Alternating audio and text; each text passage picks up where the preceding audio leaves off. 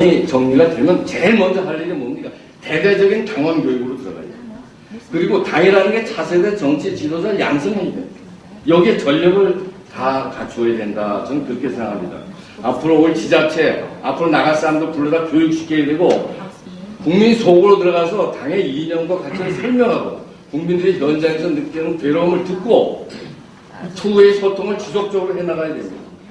저는 작년에 안철수 현상을 보면서 안철수 씨가 청년 무슨 콘서트를 조직해서 전국을 다닌다는 얘기를 듣고, 이거는 안철수 교수가 할 일이 아닙니다. 대한민국에 제대로 된 정당이 있으면 그 정당이 1년 내내 돌아다니면서 청년들 만나고 노동자 만나고 자영업주 만나고 이야기 듣고 당의 정책을 설명하고 이야기 듣고 수정하고 하는 작업이 진행되고, 그 속에서 당원을 만들어내야 되고, 제가 보기에는 이러한 사업이 상당히 진행된 다음에는 당의 공천제도를 국민경선제도 듣기는 대단히 좋다. 이건 틀린 제도입니다. 국민의 여론조사를 통해서 후보를 낸다 하면 도대체 당이 왜 필요합니까? 당이라는 것이 특별한 세계관과 국가관과 역사관을 가진 사람들이 모여서 대한민국을 이렇게 하는 것이 대한민국을 발전시킨다거나 확신을 가진 사람들이 모여서 국민들한테 그러한 인재를, 훈련된 인재를 제시하는 것이 당인데, 당이 그런 일을 제대로 못하니까, 그러니까 급할 때는 바깥에서 인기 있는 탤런트 대회다가 후보로 만들고 이래갖고는 안 된다. 그래서 제가 보기에는 당의 공천 제도를 확실하게 세우지 않으면 안 되는데, 그건 뭐냐? 결국은 당원 중에서 공천을 하는 겁니다. 중장기적으로 분리갈 수밖에 없습니다. 사상과 가치와 당의 정책 교육을 받은 당원 중에서 조직 활동을 하고 충성도가 있고 누구보다 그 지역의 국민들의 지지를 받는 그러한 사람들을 뽑아서 엄격하게 선별해서 공천하는 것이고, 중앙과 지방이 합천하는 형태로 해야 되는 건데, 저것이 어떤 가치를 가지고 어떤 사람들을 길러내고 그 다음 길러낸 다음에 어떤 정책과 전략을 책임지는 것이 당이다 하는 걸 확실하게 알 수 있어야지, 그냥 연고자에서 사천 중심으로 되면은 국민이 신뢰할 수 없고, 그런 사람들이 당의 중심이 돼서 당이 성공할 수도 없고 나라도 성공할 수 없다. 그래서 당이라는 것이 인류 정책을 생산하고 인류 후보자를 생산하는 곳이어야 된다. 근데 이렇게 하려면은 이건 대단히 중요한 문제입니다. 여러분들 지금부터 제가 고민해 주시길 바라는데, 마지막으로 제가 말씀드리는 국가 비전과 국가 전략을 가진 정당을 만들려면요, 띵크탱크 개혁부에 반드시 당의 조직을 이원화해야 됩니다. 그건 무슨 얘기냐? 지금 당이 국회 내 정당이 있습니다만 국민 속의 정당이 없습니다. 국회 내 정당과 국민 속의 정당 이원 구조를 갖지 않으면 안 됩니다. 그래서 당의 조직을 정무직, 선출직과 당무직을 완전히 나눠서 당을 운영해야 됩니다. 그리고 당 대표는 제가 볼 때 3인 대표 제재가 앞으로 바람직하다. 당 전체를 대표하는 당이 대표가 있고, 정무대표, 선출직이 국회에서의 당의 활동을 대표하는 소위 원내대표죠.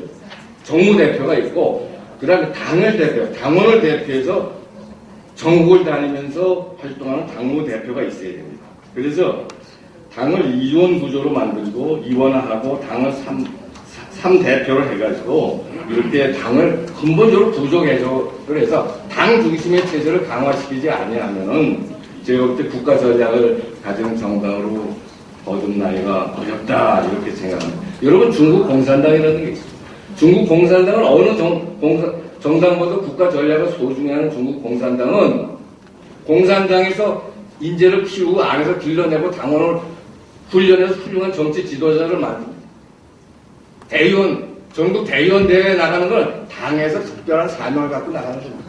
지금 대한민국은 말이죠, 제가 볼 때 국가 전략이 약화된 거는 선출직, 정무직이 너무 힘이 크고 당무직, 당을 지키고 당을 길러내는 세력, 또 그런 인재들이 너무 부족하기 때문입니다. 지금 최고 인재를 국민 속에서 뽑아내서 내부 승진을 통해서 최고 인재로 길러내야 되겠다. 그래서 당의 이념, 정책 개발, 당원 교육, 당원 확보, 차세대 지도자, 양성, 당의 이념, 홍보, 당 운영 조달은 당에서 맡아야겠습니다. 그리고 정무직은 당에서 개발한 정책을 가지고 국회에 들어가서 입법화하고 예산으로 만드는 것이고, 조직 활동이라든가 자금에서 자유스럽게 해줘야 됩니다.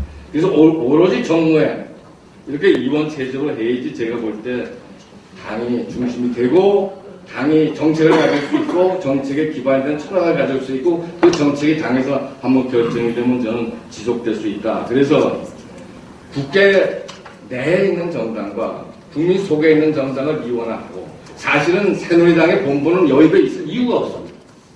국민 속에 들어가야 돼요.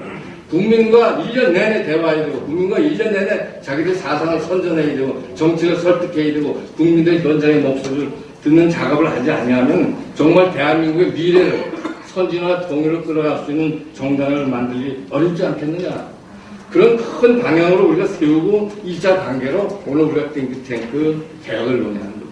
그래서 이 띵크탱크 개혁이 당 개혁의 중심이 되고 그 다음 변인체가 되고 그 다음에 당 개혁이 되면 여야가 선거제도도 개혁하고 지금 이 선거제도가 안 됩니다. 대한민국 성공시키는 정치가 생산될 수가 없습니다.